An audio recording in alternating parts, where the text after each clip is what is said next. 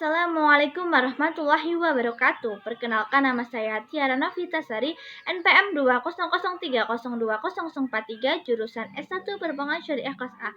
Pada kesempatan kali ini saya akan memberikan materi usul fikih, yaitu tentang tarjih dan ijtihad. Nah, tarjih berarti membuat sesuatu cenderung atau mengalahkan. Menurut istilah atau Syafi'iyah, yaitu menguatkan salah satu dari dua dalil yazani untuk dapat diamalkan. Menurut istilah atau Hanafiyah, yaitu upaya mencari keunggulan salah satu dari dua dalil yang sama atas yang alin. Prosedur tarjih antara lain, yang pertama tarjih dari segi sanad, dan yang kedua tarjih dari segi matan. Nah, tarjih dari segi sanad ini dengan meneliti perawi hadis. Menurut jumhur, hadis yang diriwayatkan perawi banyak lebih didahulukan dari yang sedikit. Yang kedua, tarjih dari segi matan, prosesnya banyak hal, antara lain kandungan yang berisi larangan didahulukan daripada yang membolehkan. Tarjih dari segi faktor luar, yang mendukung salah satu dari dua dalil yang bertentangan, yang mendapat dukungan didahulukan dari yang tidak mendapatkan dukungan. Yang kedua adalah ijtihad. Pengertiannya, pasca Rasulullah SAW wafat, aktivitas ijtihad merupakan tren keilmuan yang berkembang pesat. Kata ijtihad atau al-ijtihad berakal dari kata al-jud, yang berarti al-toqoh, daya, kemampuan, atau kekuatan, atau dari kata al-jad yang berarti al-masyaqqah, kesulitan atau kesukaran. Dari itu, secara harfiah, ijtihad adalah ijtihad adalah suatu keungkapan dari pengerahan daya kemampuan untuk mewujudkan sesuatu yang dituju. Sedangkan pengertian ijtihad yang sering dikemukakan oleh para ulama usul fikih adalah definisi Imam Al-Ghazali yang dikutip oleh Ahmad Zahro. Ijtihad adalah pengerahan kemampuan seorang mujtahid dalam rangka memperoleh pengetahuan tentang hukum syara'. Di kalangan ahli fikih, ijtihad merupakan terminologi yang berjenjang. Ada yang digolongkan ijtihad mutlak, ada juga yang disebut ijtihad muqayyad dan muntasib. Inilah tingkatan ijtihad para peletak mazhab, yang pada pertumbuhan fikih sekitar abad 2-3 Hijriah jumlahnya mencapai belasan, tapi karena seleksi sejarahnya akhirnya yang bertahan adalah arti diikuti mayoritas umat Islam, hanyalah 4, yaitu yang pertama Abu Hanifah, peletak mazhab Hambali; Malik bin Anas, peletak mazhab Maliki; Muhammad bin Idris Asy-Syafi'i, peletak mazhab Syafi'i; dan Ahmad bin Hanbal, peletak mazhab Hambali. Dasar hukumnya yaitu yang pertama berdasarkan Al-Quran surah An-Nisa ayat 59, dan berdasarkan hadis Mu'adz bin Jabal sewaktu beliau diutus oleh Rasul untuk menjadi gubernur di Yaman. Fungsi ijtihad secara garis besar, fungsi ijtihad adalah untuk menjadikan hukum Islam tidak stagnan, namun selalu berkembang sesuai dengan kemaslahatan manusia. Namun secara terperinci, fungsi ijtihad antara lain, yang pertama untuk menguji kebenaran riwayat hadis, yang kedua untuk memahami riwayat redaksi nas, untuk mengembangkan prinsip-prinsip hukum yang terkandung dalam nas. Yang D. Lapangan ijtihad. Nah, di dalam kajian hukum Islam terdapat hukum-hukum yang tidak dapat berubah, yaitu al-ahkam as-sabitah atau qat'i, dan hukum-hukum yang dapat berubah atau al-hakam al-mukhayyirat zani. Seluruh ulama sepakat bahwa hukum yang terkandung di dalam dalil qat'i pasti tidak boleh berubah, dan yang terkandung dalam dalil zani tidak pasti boleh berubah. Syarat mujtahid. Ijtihad adalah tugas suci keagamaan yang bukan sebagai pekerjaan mudah, tetapi pekerjaan berat yang menghendaki kemampuan dan persyaratan sendiri. Jadi tidak dapat dilakukan oleh setiap orang. Memang egalitarianisme Islam tidak memilih-milih para pemeluk Islam dan dalam kelas-kelas tertentu. Dan menyangkut ijtihad pun setiap orang berhak melakukannya. Tetapi permasalahannya bukan di situ. Ijtihad adalah suatu bentuk kerja keras yang memerlukan kemampuan tinggi. Oleh sebab itu, tidak mungkin semua orang akan dapat melakukannya, sekalipun mereka tetap memiliki hak untuk itu.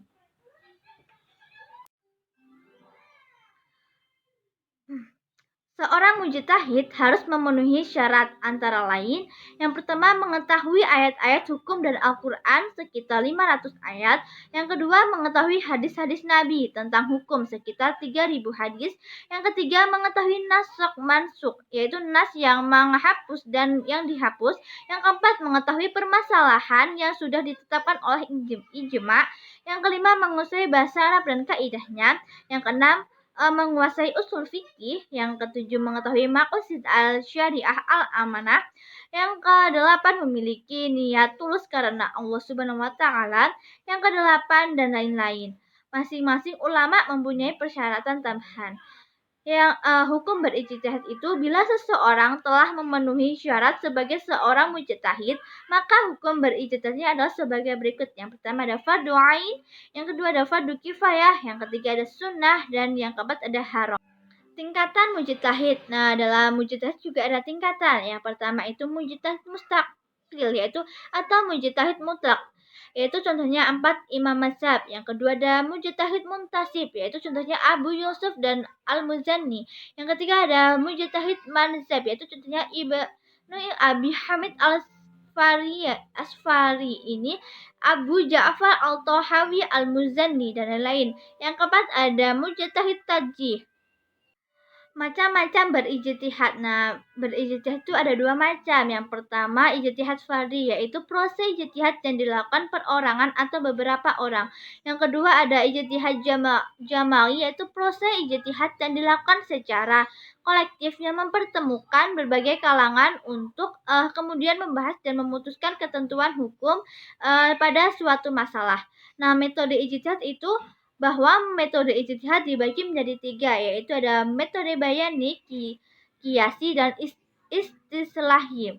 Yang pertama itu ada metode bayani. Metode ijtihad bayani adalah suatu cara istinbat, penggalian, dan penetapan hukum yang bertumpu pada kaidah-kaidah lughawiyah atau kebahasaan atau makna lafaz. Yang kedua ada metode qiyasi, yaitu metode ijtihad qiyasi adalah suatu cara istinbat hukum dengan membawa sesuatu yang belum diketahui hukumnya melalui nas baik Al-Quran maupun As-Sunnah dalam rangka menetapkan atau menafikan hukumnya karena ada sifat-sifat mempersatukan keduanya.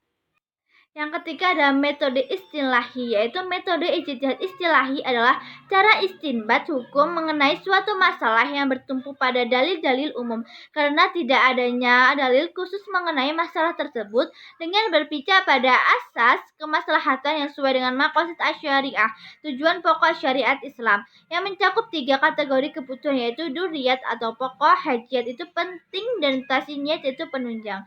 Baik, demikian materi usul fikih dari saya. Semoga bermanfaat.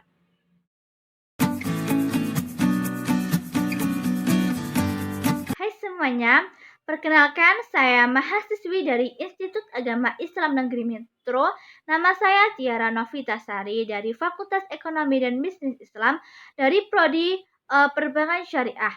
Buat adik-adik SMA atau sederajat dan calon mahasiswa yang masih bingung mau kuliah di kampus yang berkualitas tinggi, jangan bimbang, jangan ragu. Yuk kuliah di IAIN Metro.